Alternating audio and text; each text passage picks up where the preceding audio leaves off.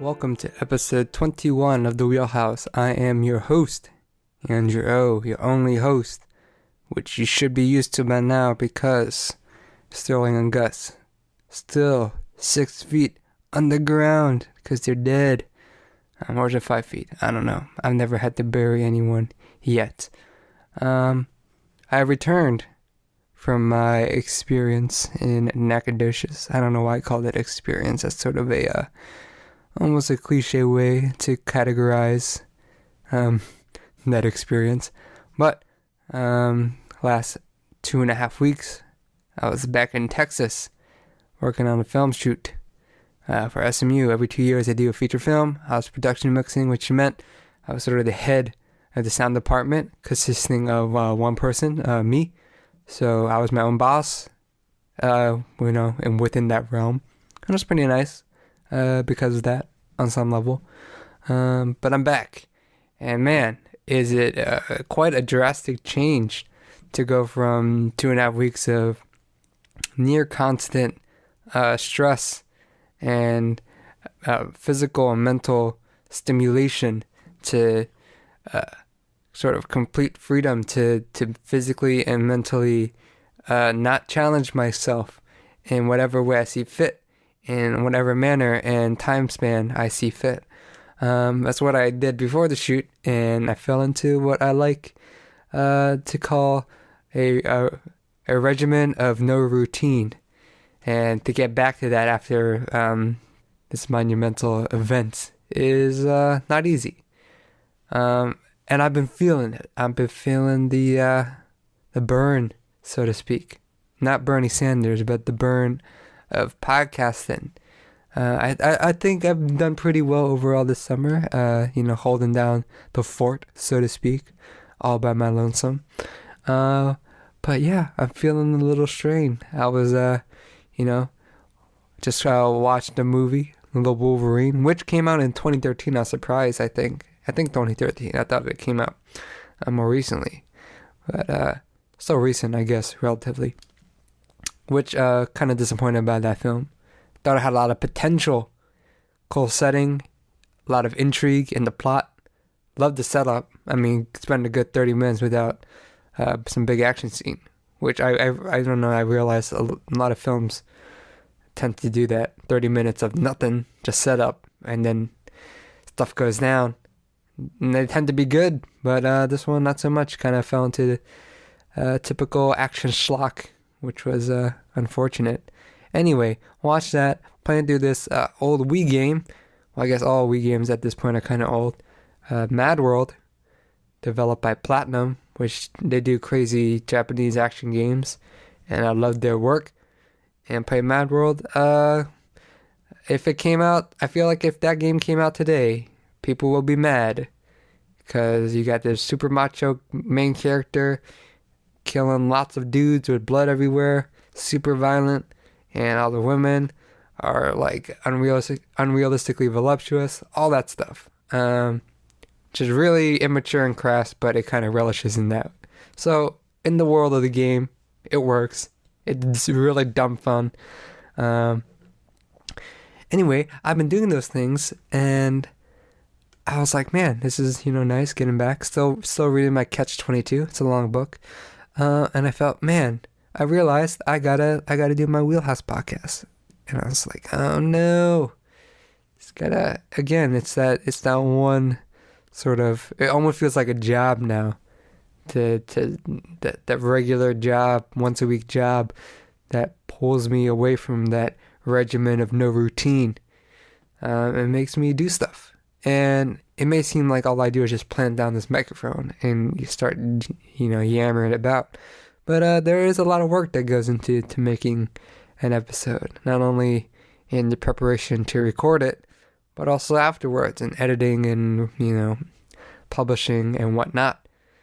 And man, I'm kind of, when I first felt that feeling, I was a little worried, like, oh no, maybe almost halfway, if not halfway done through the summer. Although I think today when I'm recording this is the solstice, so it's like technically summer now.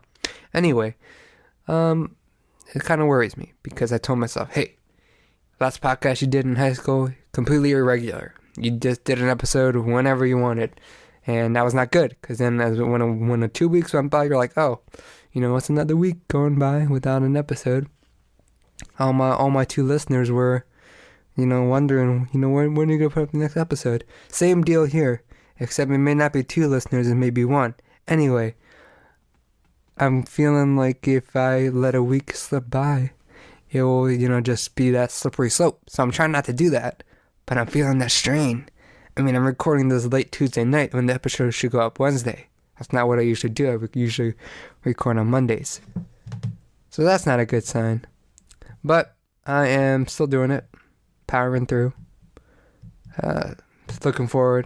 Looking ahead, rather, to that inevitable cruise that I will be on to Bermuda. I keep on saying Bahamas, but it's not. It's Bermuda. Got a plan for that, because I ain't got internet connection, got no Wi-Fi in the Atlantic Ocean. So, lot to do. And I don't know what there is to say about it. The only thing I know I need to say now is that if you're new to the show and you're wondering what the heck is this guy talking about, I thought, this show should have more structure. Well, it does. This is just sort of the non-structure part of this show, which just ended when I said there's something else I need to talk about, which is every episode. Usually there's a recommendation, a piece of media, like a book or a movie or a game or an album, what have you. And then I go out that next week and then experience it, watch, play, do whatever with it that needs to be done to consume it. If it's a food recommended, I'll eat it. If it's a bird out in nature, I'll watch it. If it's an emotion that will make you cry, I will grab some tissues and make tears come out of my eyes. Whatever it is, I go do that and then come back next week and review it. This week, or last week, I was recommended an album, which I'm going to be reviewing right now. It's called Nexus, the original motion picture soundtrack. And man, is this album really confusing. It's almost, it's very mysterious. If you look at the album cover, has Nexus in the biggest font. Underneath, music by Sola-Mi, which is the ostensible band behind this project, comprised of 3 personnel. You have lyrics by Derek Webb, vocals by Latifah Phillips, and production by Josh Moore. All that's fine and good. And also, just to mention, album art itself, there's some lady in this very flowing white dress running towards the viewer. And then above Nexus, it says, like I mentioned before, original motion picture soundtrack. So I'm like, oh, okay, soundtrack for a movie. That's fine. I'll still listen to it. Maybe if I like the music, I'll check out the movie. And in researching this album, I think I realized that there is actually no movie. The movie, Nexus, does not exist. If you go to the website, Sola-Mi, if you want to go, you go sola-mi.com, me being M-I. It says, Sola-Mi is a concept band featuring the 3 people I mentioned, blah, blah, blah. And then it says, they were commissioned and inspired by Solomon Mente's groundbreaking fictional narrative and film, Nexus. The official album, the official motion picture soundtrack for Mente's Nexus, is available now. There's a giant click for immediate download button. You click it, download unavailable. We're sorry, but this download limit has been exceeded. That's kind of strange. There's a video on Vimeo, a 1-minute thing of the 3 people is looking around while their music plays. They don't really talk at all, which is strange. And then there's this really creepy button, images from the set of Nexus. It just goes to one picture of some lady being really sad looking down. Oh, I'm actually looking through this now. I didn't notice. There are more pictures of that same lady being in that dress in different poses in low lighting. Yeah. That being said, I don't actually think a movie exists. I've looked around, can't find it anywhere. There was some message board that said, yeah, it's probably some viral marketing technique. And I would have to agree. That movie doesn't exist anywhere. Not a page in Wikipedia, no IMDb page. It just might be just the music, which is fine by me. I just thought it's a little silly. And there are some other silly things about this album, but I'll get to those later. Anyway, well, actually, I guess that's a good place to start. This album is strange. It felt strange. Not, mainly, with the whole mystery behind the film, the non-existent film.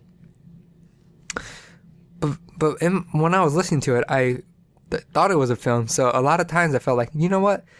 This album's missing right now? Some visuals. I felt like, this music, it felt like it was made to support visuals. And now I know that these visuals don't exist. It kind of colors how I see the rest of the album. But let me back up and talk about it a little bit more generally. Nexus is an electronic concept album. There is a narrative through the whole thing. It's about this female AI with no name who I guess wakes up or is booted up or whatever and sort of contemplates life, love, existence, all that jazz through the course of 9 tracks.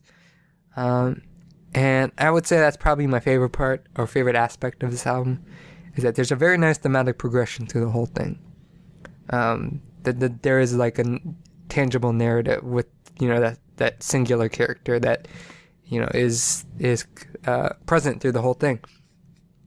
The first track on here is called Keynote, and it just sort of sets up the whole artificial intelligence motif with these different clips of scientists being all sciencey talking about, making robots that are smarter than humans, blah, blah, blah. Anyway, next track, Mother, Mother. You have the main character sort of speaking, who I presume is the singer Latifah Phillips, who is sort of that persona, that female AI. And in that song, in Mother, Mother, she's sort of developing her sense of self. The next 3 tracks are 3 parts of the song called The Naming. And in that, there are themes of, computation, discovery, and birth. And what's great about, those 3 in particular of The Naming is that those themes are achieved without lyrics. It's just purely instrumental. And yeah, through the rest of the album, through the rest of the track, there is that sort of through line through the whole thing, which I appreciate. What's strange is that the second half of this album, I think, is stronger musically, but it's weaker lyrically. It is sort of a little bit of a contradiction because of how I mentioned before, how I sort of love the consistent theme. The second half, I guess I would call it like after the naming part, which there isn't a lot of music there. The last 4 tracks are the bulk of the album. I mean, all the songs there are like around 4 minutes, whereas the earlier ones are barely, songs. But the second half is much more vibrant. There's a lot more energy to it. But the lyrics, they feel like a failed attempt to be, complex and have a lot of insight into issues of artificial intelligence. There's sort of this incongruity between the sort of heavy-handedness of what this AI is talking about and trying to be sort of poetic with it. Nothing that is sort of brought up I thought was new in thinking about artificial intelligence. It is sort of interesting getting it from the perspective of the artificial intelligence who's sort of singing, I guess, through the whole thing. But that's just what it is. It's just sort of her pondering on it. But there's no real revelation at all to it. There's no I talk about it being a narrative. There's no plot or events that sort of change up or contextualizes what she's saying. And then speaking of vocals, I have to say I found the vocals here pretty uninteresting. They never really asserted themselves. It felt like, yeah, there should be visuals here to take precedent. It felt like almost like if there was a music video or a trailer for this movie, the song would be put in, or these songs would fit in perfectly because the vocals never sort of take over and be like, oh man, great vocal moment right now. They're just sort of blended in there, and it's a shame because there's a song, Trust Falling, which is my favorite hands down. It's pretty great. Has some pretty weak lyrics, but the vocals save it. This is definitely the strongest performance vocally on the album.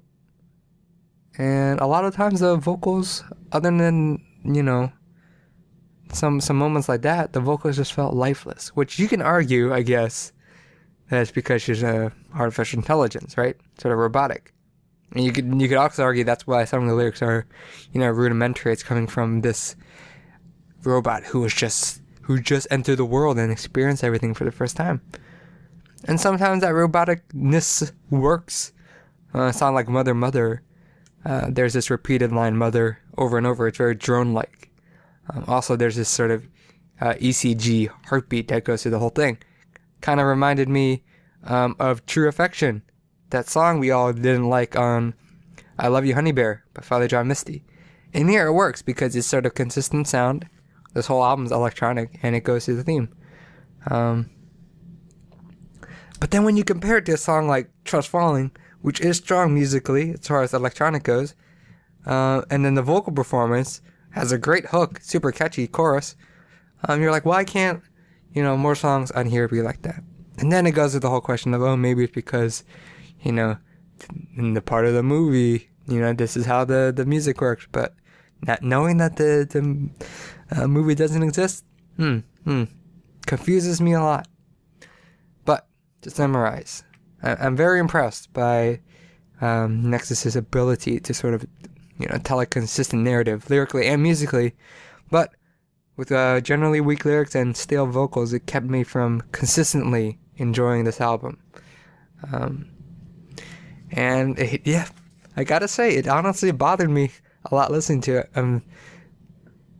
At first thinking that it was a film and being like, oh, maybe I'm judging it too harshly. Maybe, in the context of the film it works, but I'm going to try and, listen to the music in a vacuum, just focusing on that.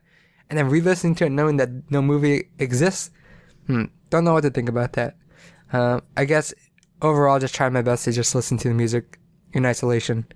But still a lot of my problems still stand. But nevertheless, I would say overall I'm kind of mixed on it. Some good things about it, some bad things, but there are worse things, like murder. I shouldn't have said that. That was weird.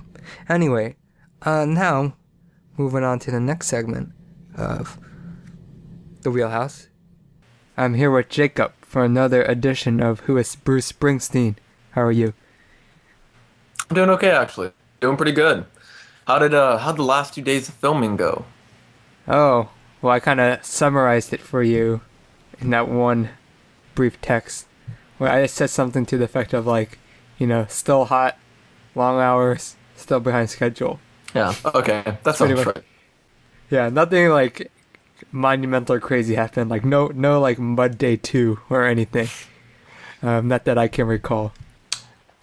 Do you think you're able to make the reshoots in a couple months? I'm going to make the reshoots? Oh, do you think you're going to be able to go? Well, I'm going to be here in Maryland, so unless miraculously they find money in their budget to fly me back, probably not, Which, then I don't know how they're going to do sound. But they'll figure it out. Yes, they will figure it out. It is not my job to figure it out, but I'll be there to help in any way I can, if possible, if at all. So, but what have you been up to since the end of the shoot? I've been working here in Pasadena, Texas. I do not live in California. I say Pasadena, and most people assume California. Um, I've been using Lynda, as you recommended, and sound editing software, and even some stuff about actual production sound. They went very in depth on that. So yeah, that's been a huge help. Yeah, Linda is great. What is this job you have? Um, I've been helping out with this summer VBS thing, and I've also been in charge of this youth group drama type program for the Mm, past 2 weeks. you mentioned that before. How's Yes. that been going? Teaching the kids about the theater. Well, they're like 9. So the biggest challenge is just getting them to get on stage and say their lines without laughing. Hmm. That's the hardest part. Well, good luck with that. I guess I can't. There's not much advice I can It's give you fine. because I mean, usually, yeah, I expect great results out of them because they're 9 and they've never been on stage before. And so just getting them on stage to say their lines without laughing is a miracle. But I mean, ultimately, I love working with kids. I really do. It's a joy. So I'm not. I really have nothing to complain about, and I'm getting paid to do it. So cool.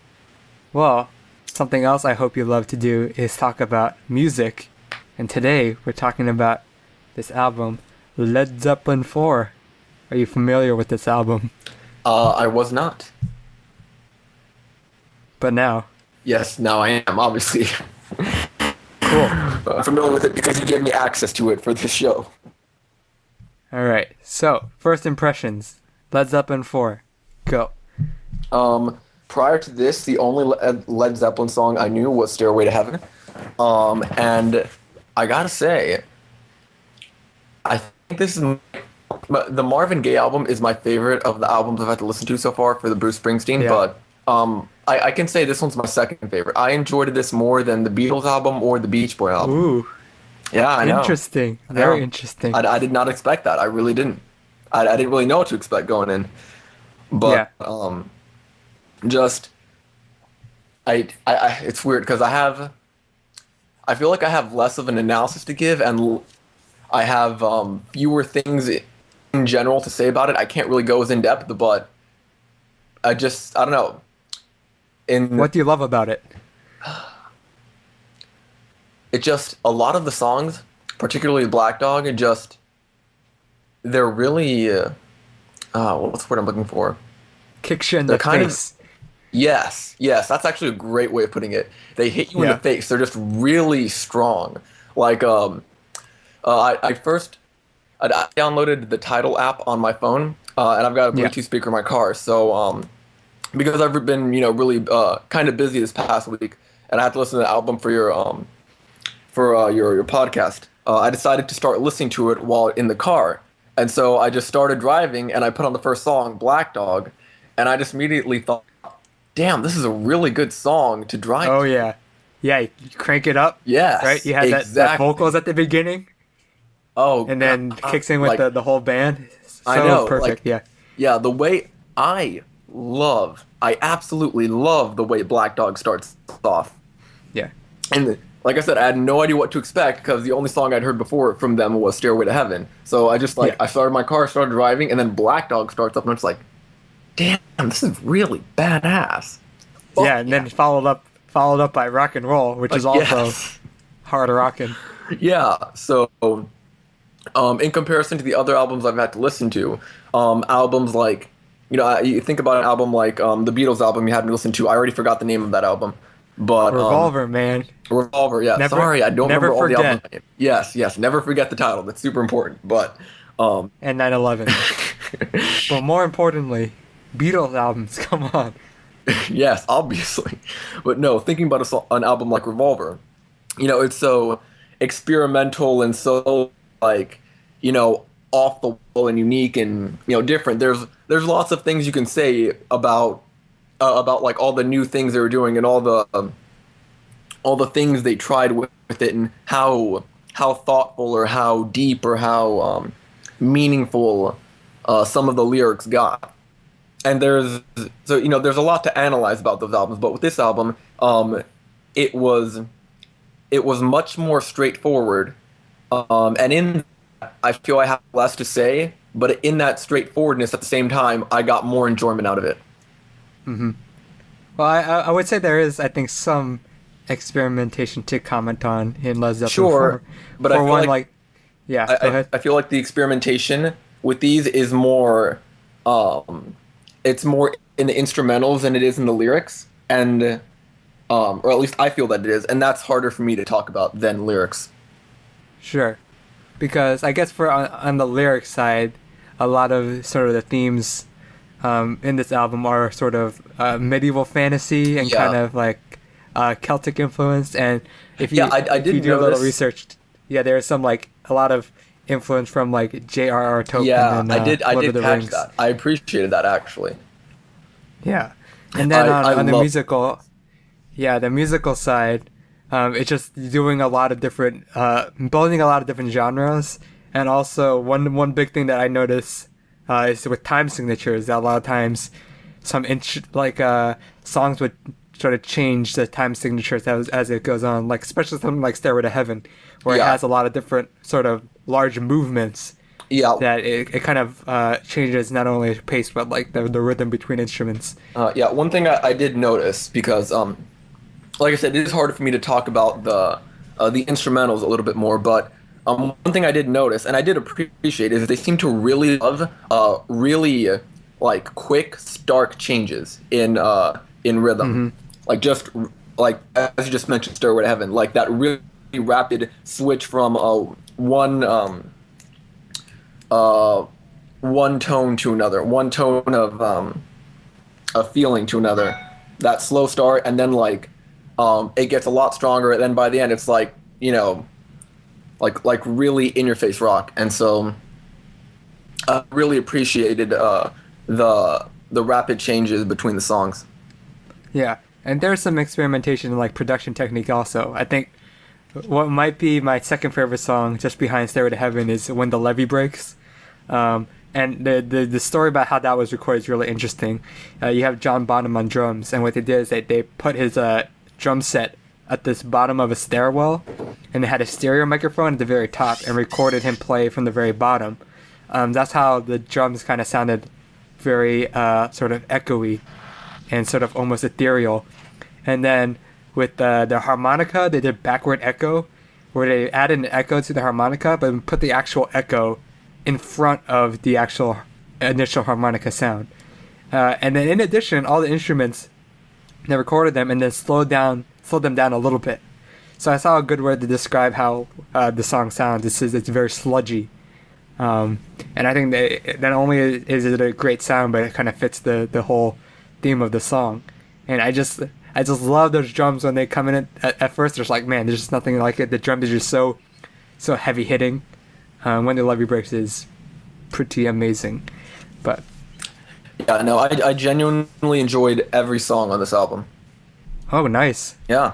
Yeah, I remember like when I listened to this, always a standout. Standouts were like Black Dog, Rock and Roll, Stairway to Heaven, When the Levee Breaks.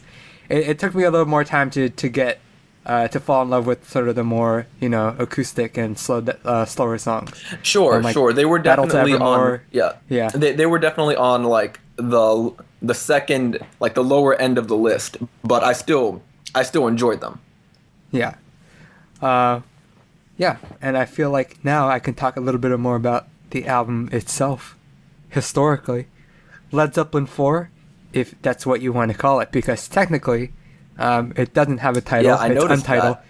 Yeah, and there's no name listed on the cover. Led Zeppelin is not listed on the cover at all. But it is their fourth album. That's why people generally call it Led Zeppelin IV. It was released November 8th, 1971. And it was sort of released in that way because they had a desire for anonymity after the mixed reception of their previous album, Led Zeppelin III. Led Zeppelin always had this sort of contentious relationship with the music press. And although they were generally commercially successful with their releases, for example, like Led Zeppelin 1, they were not well received critically upon initial release. And Led Zeppelin III in particular sort of confused listeners because of how predominantly acoustic it was. People were expecting more of that hard blues rock and riff-based music from their first two albums, but then they did something a little bit more folksy, and people were like, "This isn't what I was expecting."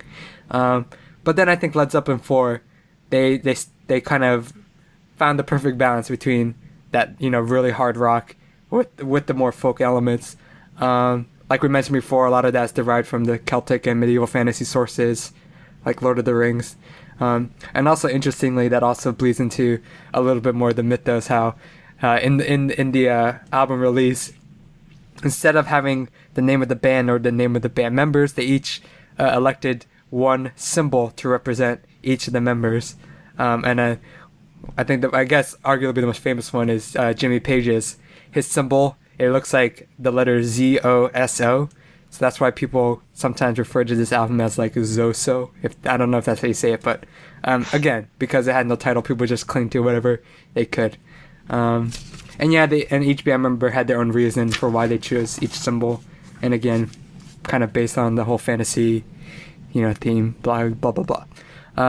Led Zeppelin IV, when released, was a critical and commercial success. It was a blend of the folk, Celtic, blues, rock, metal genres, and it was very highly influential because of this.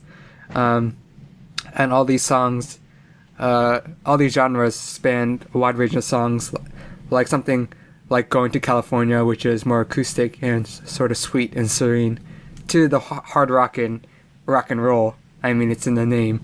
And also this album has Led Zeppelin's signature song, Stairway to Heaven, which has it's multi-layered, various movements, and one of the greatest guitar solos of all time by Jimmy Page. And I don't know if you know this, but there's a lawsuit going on right now with Stairway to Heaven. Do you know about this? I do not actually. Please inform me. So there's a lawsuit by LA rock band Spirit, which I believe their song Taurus was released in 1968, I think. And it's an acoustic song, and the acoustic guitar in that song is very, very reminiscent of the acoustic opening to Stairway to Heaven. If you go and listen to it, you could tell there's a lot of similarity there. So I think one of the band members or representing one of the band members' estate filed suit against Led Zeppelin for copyright infringement. I believe recently the prosecution has rested their case, and then Jimmy Page and Robert Plant, they motioned to have the lawsuit dismissed, and they gave various reasons. But if the judge doesn't dismiss that lawsuit from that point, then I believe the defense has to, give their case and do cross-examination and all that stuff. So there has always been a lot of talk about how Led Zeppelin has taken a lot of material from pre-existing music, and I guess this has been the most hot button issue, not only because of just listening to it. There's like a definitive source going like, hey, this sounds a lot similar, and there's some historical relation to the possibility that they could have feasibly listened to this, Jimmy Page in particular, and then sort of used it in their own song. But it's tough. It's tough to sort of prove that thing, not only on a temporal level because it happened, like 50 years ago almost, but just also because it is such a hard issue to prove that someone stole an idea when an idea isn't sort of a tangible thing to prove you've taken it. But we'll see what happens. So if you get a chance, you should go listen to that song. It's kind of interesting. Maybe read up on the lawsuit. Oh yeah, but, definitely. That thing is still ongoing. So. Yeah, no. As anyway, you were describing it, I was reading the Wikipedia page on it. So. Yeah. Yeah, no, that's really interesting. I'm definitely gonna check that out. Yeah. Any final words on Led Zeppelin IV? I gotta say, I'm really glad I listened to this album, and I think it's safe to say I'm going to be listening to a lot of Led Zeppelin. Oh yeah. I think Listen, I think this yeah, probably all their albums are great. yeah, I think this might be my new favorite band of the bands that you've like had me listen to so far. Ooh. Yeah. So, new favorite album, what's going on? Favorite band, Led Zeppelin. Pretty Yeah. nice. Yeah, so far, yeah. Yeah. Oh yeah. And all their stuff is just as great, I think. Led Zeppelin 1, 2, 3, Houses of the Holy, Physical Graffiti. Then Man, I've got all a their lot stuff of is great. listening to do. Yep. Yes, you do.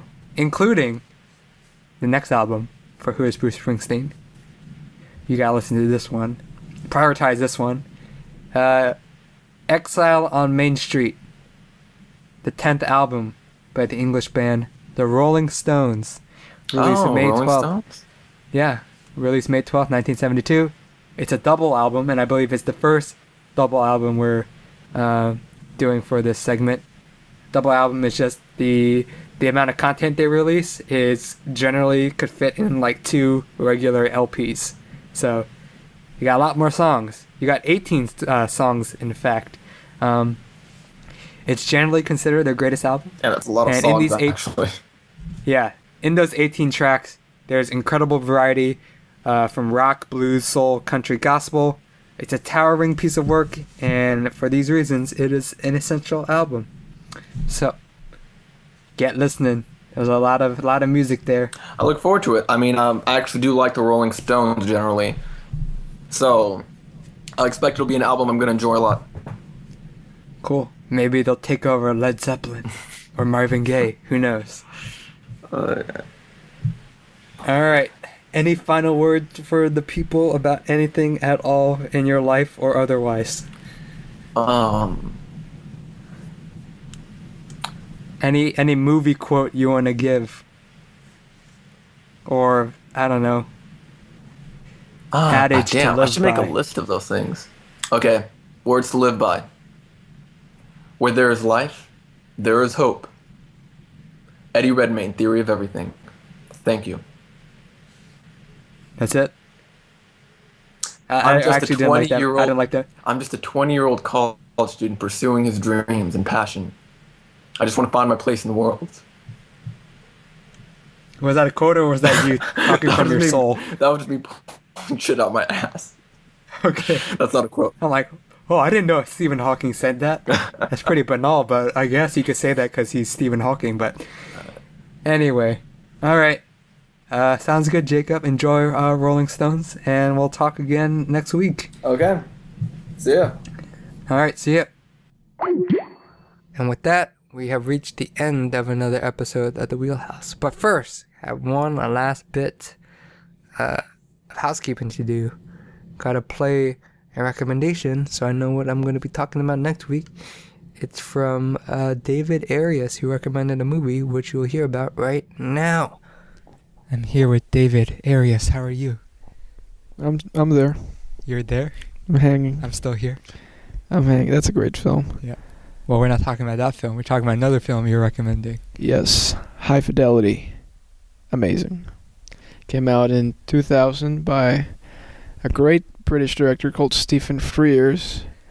Yeah, I heard his name the first time in one of our film classes, International Film History. Which film of him you saw? Well, we didn't see any of his films, but we learned, like, he was a British filmmaker. He did, like, My Beautiful Laundrette. And I was looking Yes, here, My Beautiful some other Laundrette. stuff That's too. another. That's a great film with Daniel Day-Lewis and another guy. But it's great. Yeah. But yeah, that's another movie we're not talking about. We're talking about High Fidelity. Yes. So, yeah. What's it about? Well, it's about this guy named Rob, played by John Cusack, and he's like basically retelling his top 5 breakups, because he's having this romantic affair with this girl, and they're having like some rough times, and he's basically comparing like his top 5 breakups all throughout the film. And what I like about this movie is that you don't have to be like a music lover to enjoy it, but if you do understand the music references, it's like 1,000 times better. Mm-hmm.